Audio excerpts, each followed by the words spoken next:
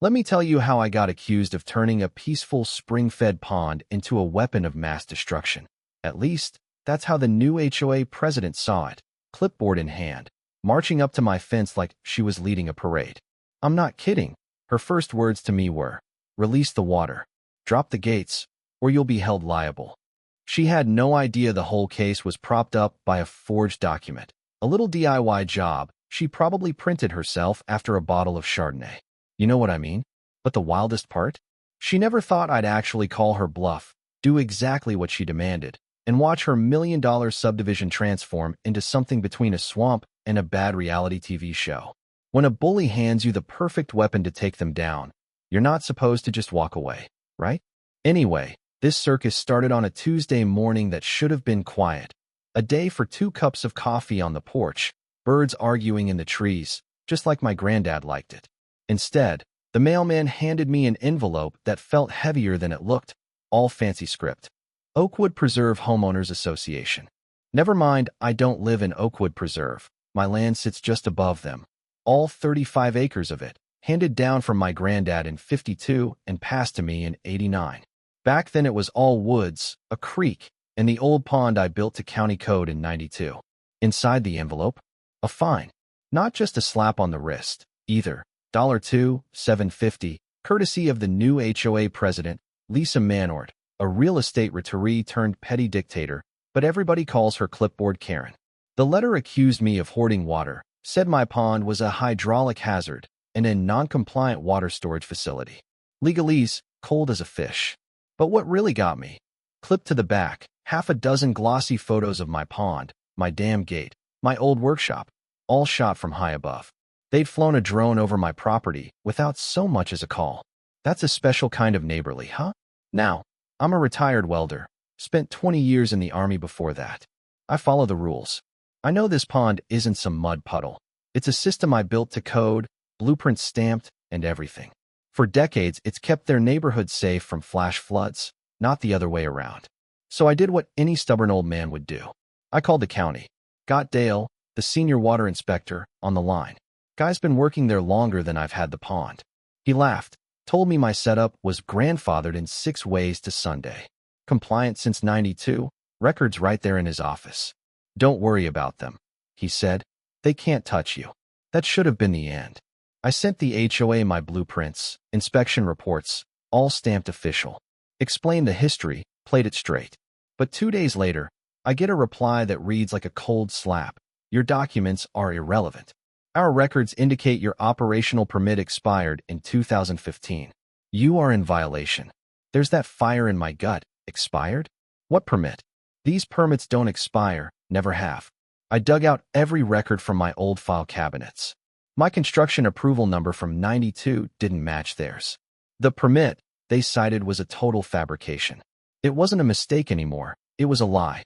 And right then my phone buzzed. Nephew Jesse, firefighter, good with tech, sent me a link to the HOA's Facebook group.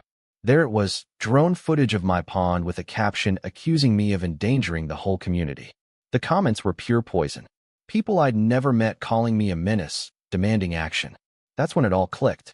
This wasn't about water or permits. It was a power grab. Lisa Manort was manufacturing a crisis, forging papers, whipping up a mob. She wanted control of my land. Plain and simple. Army taught me a couple things. You never fight a war without intelligence, and you use your enemy's rulebook against them.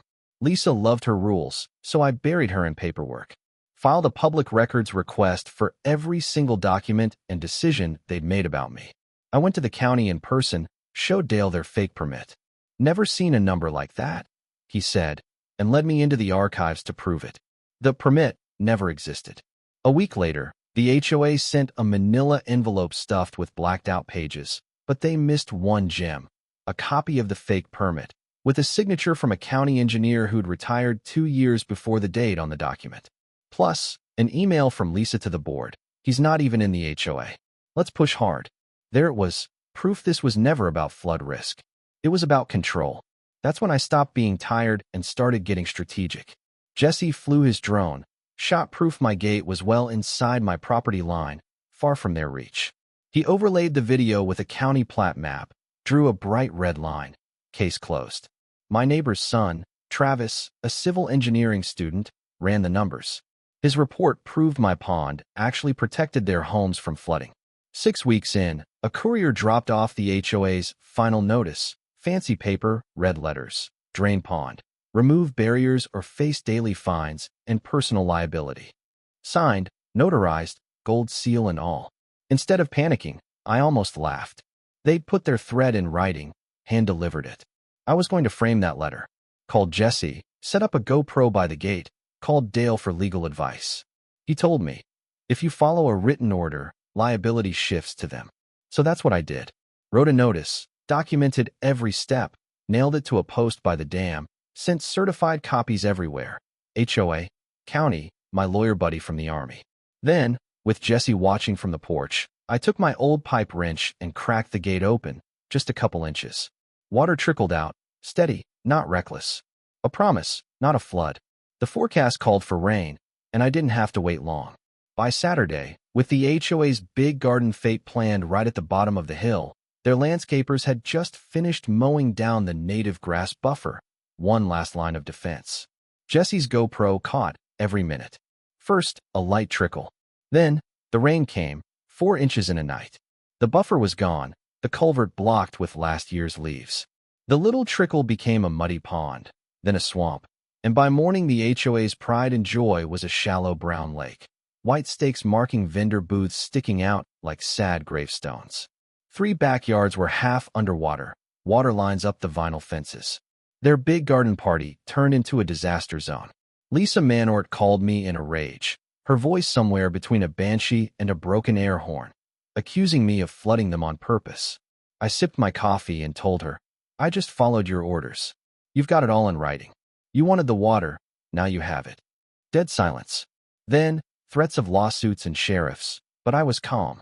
The county sent their own drones, engineers showed up, and the HOA's mistakes were exposed for the world to see. The fallout was fast. Frank, a quiet board member, shared Jesse's video. 10 minutes showing exactly how the HOA's own actions caused the flood, destroyed buffer, blocked culvert, everything. Lisa tried to rewrite the story, but the evidence was overwhelming.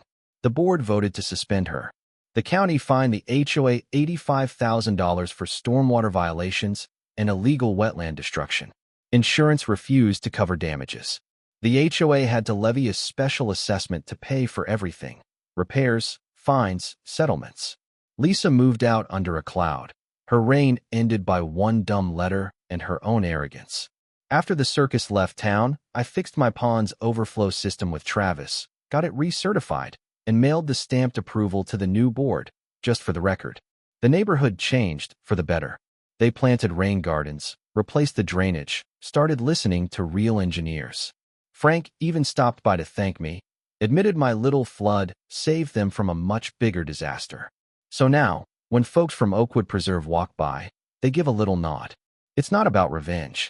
It's about doing things right, even when you're surrounded by people who'd rather fake it. Sometimes all it takes is following the dumb orders to the letter and letting gravity and the truth do the rest. So what do you think? Was I right to give them exactly what they asked for, or did I go too far? Drop your thoughts below, especially if you've ever tangled with an HOA yourself. I'd love to hear your story.